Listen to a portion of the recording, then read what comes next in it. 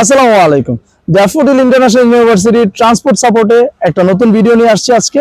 সেটা হচ্ছে যে আমরা অনেকে একটা কমন সমস্যায় ভুগতেছি, সেটা হচ্ছে আমরা যারা ট্রান্সপোর্ট ইউজার আছি এবং হচ্ছে ট্রান্সপোর্ট কার্ড অ্যাপ্লাই করতেছি, দেখা গেছে আমরা ট্রান্সপোর্টে পেমেন্ট করার পরও কিন্তু আমাদের অ্যাকাউন্টসে বা পোর্টালে আমাদের হচ্ছে সেটা আনপেড দেখায়।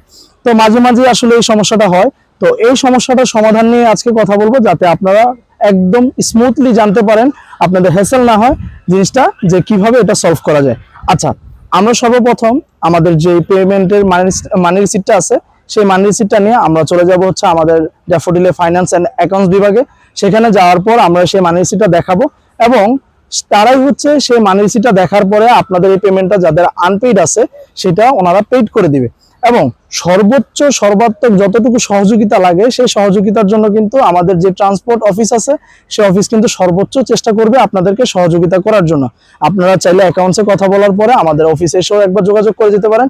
আমাদের পক্ষ থেকে যতটুকু সম্ভব আমরা আপনাদের জন্য সহযোগিতা করবো ইনশাল্লাহ।